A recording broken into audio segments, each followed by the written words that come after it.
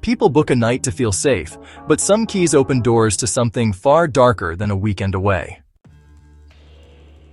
In Florida, a routine undercover sting aimed at combating sex trafficking turned up something investigators did not expect to find threaded through suburban convenience: an illegal operation using short-term rentals as temporary holding rooms and transaction sites, disguised as weekend getaways with a digital check-in. Detectives working with state and federal partners had been tracking online ads that cycled locations every few days, chasing a pattern that seemed allergic to permanence. When one ad pointed to a listing in a quiet neighborhood near a highway, the team booked the property under a pretext and watched the house from an unmarked car, noting rideshares arriving, men staying 30 minutes, and a host account that messaged only through canned responses. Inside, the home looked exactly like the photos. Clean bedding, a welcome note, a lockbox by the door, but the details were wrong in ways that made the skin pull tight. No food in the fridge despite frequent bookings. A door rekeyed so often the metal around the latch was gouged, and a closet stocked with burner phones and prepaid cards. The victim they recovered that night had been moved 3 times in 1 week, each move covering tracks by resetting an app calendar. She told officers the people who controlled her never stayed in the house at the same time as buyers, that messages arrived with instructions on which door to use and how to silence the keypad so neighbors would not hear beeps. She said photos for the listing were staged in a single afternoon and reused across multiple addresses, creating the illusion of a respectable host brand that did not exist. Neighbors later admitted they had noticed a steady trickle of visitors at odd hours, but assumed it was ordinary turnover. Short stays have a way of normalizing strangers. The sting widened, and a second rental across town revealed the same template: identical welcome basket, same plug-in air fresheners, an interior camera pointed toward a hallway where the listing promised no cameras, and a spiral notebook with first names, amounts, and dates in one cramped hand. Investigators traced the host profile to a shell company registered across state lines. The bank records routed payouts through layered accounts that made refunds impossible and inquiries slow to a crawl. The platform's trust and safety team, when notified, cooperated with law enforcement, providing booking logs and message metadata. But the hosts had already learned to abandon accounts the moment scrutiny grew, spinning up new identities with fresh staged photos. The survivor described the routine as rehearsed efficiency, picked up near malls or bus stations, driven to a rental with the blinds already drawn, given a script about being a visiting girlfriend if anyone asked, and told that the next house would be nicer if she met nightly quotas. She said the worst part was not the men, but the in-between, the hours alone in someone else's living room, a TV paused on a streaming menu, slippers by a couch that belonged to no one, the set dressing of a life that never existed.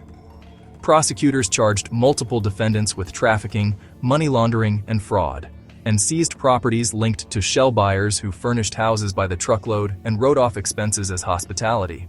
Reporters asked why short-term rentals were attractive to traffickers, and the answers were obvious once spoken aloud. Flexible dates, anonymous digital access, minimal face-to-face verification, neighbors conditioned to expect strangers, and an address that resets as easily as a calendar slider. Advocates now coach travelers and neighbors on red flags that do not rely on heroics: repeated short visits by different men to the same door, host accounts with brand new histories and too perfect language, windows covered at all hours, and guests who seem coached to avoid eye contact while carrying nothing but a small purse. The platform tightened identity checks and flagged patterns like frequent rekeying and abnormal message automation, yet enforcement trails innovation by a step when profit is at stake. Standing at that door with a number keypad glowing, would you notice the difference between a real vacation and a room arranged to erase the person inside it? Or would you pass by assuming the churn of modern travel explains everything? Tell us where you draw the line in the comments below. In the United Kingdom, a teenage girl reported missing after leaving school was found 48 hours later in a short-term rental several towns away, rescued after a delivery driver noticed something that did not match the set dressing of a holiday let. Police had circulated images from CCTV that showed the girl speaking with an older man outside a transport hub, then being guided toward a car. The trail went cold until a driver arriving with groceries for a listed guest noticed that the man who met him refused to open the door fully and seemed unsure about the booking details he had himself entered. The driver also heard a second voice inside, quiet and young, and as he left he took a photo of the unit number and called the non-emergency line, a small act that turned the search. Officers arrived with a welfare mandate and found the teenager in a back bedroom with a suitcase she had not packed, her phone wiped and set to airplane mode, and a handwritten list of rules on the nightstand explaining when she could use the bathroom and how she should answer if someone knocked. The man had rented the flat for 2 nights using a newly created profile with a generic headshot. He had chosen a building with a keypad entry and a self-check-in box, no doorman, and no host on site, then used multiple bookings across nearby properties as a contingency plan if police pressure increased. Neighbors said they assumed a business traveler was staying because the blinds were drawn in business hours, and lights flicked on and off at precise intervals, a schedule that now reads like an attempt to simulate normal occupancy. The girl told officers she had been groomed online for months with promises of modeling work and quick cash, then asked to meet for lunch, a first contact that turned immediately into a car ride and a warning about what would happen if she tried to run. She said the rental felt designed to keep her quiet without leaving marks, a place where footsteps did not carry, and where the bedspread smelled like detergent strong enough to erase residuals. Investigators worked with the platform to lock the account and collect device and IP data, which led to arrests not only for abduction and exploitation, but also for possession of multiple stolen identities used to pass host verification checks. Child protection officers later said the speed with which the suspect moved between properties suggested practice. Book, isolate, threaten, move. Safeguarding teams now encourage building managers to watch for patterns beyond noise. Repeated short bookings by the same user in different flats, consistent refusal of in-person check-in, and deliveries ordered by a guest who will not open the door. They also train staff to ask neutral welfare questions where appropriate and to escalate unusual behavior without confrontation. The rescue did not depend on a dramatic raid so much as on ordinary people noticing small mismatches, a driver who recognized that a corporate rental rarely hides its guest, a neighbor who realized the hall camera had been taped over between morning and lunch, an agent who called back instead of texting. For the victim, the aftermath required more than prosecution. She needed time away from the internet accounts that had mapped her curiosity into vulnerability, counseling to separate promises from threats, and practical support to feel safe walking to school again. The flat itself was returned to ordinary listings within days, scrubbed of the story it briefly contained, and that fact is part of the unease. These spaces are built to forget. Afterward, investigators mapped prior bookings tied to the same device and found a breadcrumb trail of 2-night stays in similar buildings, suggesting this was not a one-off, but a method.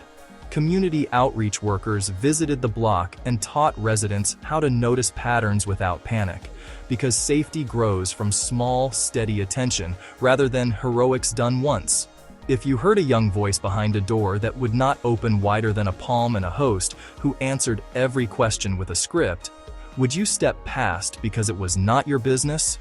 Or would you trust your sense that something had skimmed the surface too clean? Tell us how you would act in the comments below.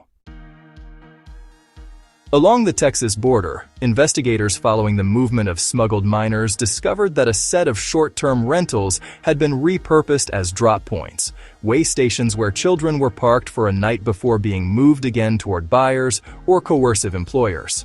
The properties were ordinary ranch-style houses with smart locks and a rotation of SUVs that never stayed longer than an hour. Agents mapping license plates and delivery routes noticed that the same booking profile reserved different houses within a few miles of major arteries, always for single-night stays during the middle of the week, always with instructions to the host to leave extra towels and not to contact by phone. When the team obtained a warrant and entered one of the homes, they found mattresses in the living room, backpacks with no school papers, and a whiteboard with first names and arrows indicating where to send each child next. The kitchen drawers contained dozens of cheap charging cables and international SIM cards. The fridge held bottled water and energy drinks, but no food that required time. In a bedroom closet, officers found a roll of magnetic covers used to block door viewers from the inside and a bag of zip ties tucked beneath linens, tools of control. 2 minors recovered that night explained they had been told the house was a safe stop on a journey to relatives, then told different rules by different adults. Stay silent. Do not look out the window. Pretend to be cousins if asked. They said drivers spoke through open windows and never came inside, that men came at 2 in the morning and left before dawn, that every door code changed daily and every message instructed them to delete the previous one. The booking account linked to the rentals was in the name of a woman in another state who had been paid to provide identity documents and who never set foot in Texas. The payouts were split across prepaid debit cards and then withdrawn in cash at machines miles from the properties. Working with the platform, agents flagged the network's behavior profile: multiple overlapping one-night bookings, frequent code resets, and repeated requests to shorten stays at the last minute. They also partnered with nearby hosts to watch for unusual trash contents, large numbers of single-use items, and guests who refused to provide a reason for travel while insisting on contactless everything. Several arrests followed for smuggling, trafficking, and conspiracy, and child welfare teams established emergency placements so that recovered minors did not end up back in the same pipeline. Local organizers stressed that not every short stay is sinister and that many hosts are vigilant partners, but they also warned that flexibility without verification is an opening that bad actors will test. The houses themselves returned to ordinary life within weeks: fresh paint over scuffs, new rugs over the places where mattresses had pressed the floor, evidence logged and gone. A neighbor told reporters he felt guilty for not noticing. He had seen kids at odd hours, but assumed it was a family visit. Another said she avoided calling because people move in and out so often now, and she did not want to be the person who made a harmless trip harder. The point is not to turn everyone into a detective, but to understand that speed and anonymity are tools that can be used for harm when no one is allowed to ask a second question. After the arrests, outreach teams debriefed neighbors and reminded them that a calm, specific call often makes the difference, noting plates, times, and patterns instead of confronting suspects. They also worked with local hosts to set sensible guardrails, like requiring in-person check-in for certain bookings and escalating unusual activity to both the platform and police. Even modest friction can disrupt a script that depends on speed and silence. If you watched a different SUV arrive every hour to a house where the curtains never opened and the guests avoided eye contact, would you tell yourself it was none of your concern, or would you call and describe what you saw, calmly and precisely, so that someone trained could decide? Add your thoughts in the comments below. Short-term rentals make travel easy, but they can also make people disappear in plain sight. If you want more stories that keep your key hand hovering before you enter, like, subscribe, share, and leave your thoughts in the comments. And remember, convenience can be a perfect cover when no one is watching for what it hides.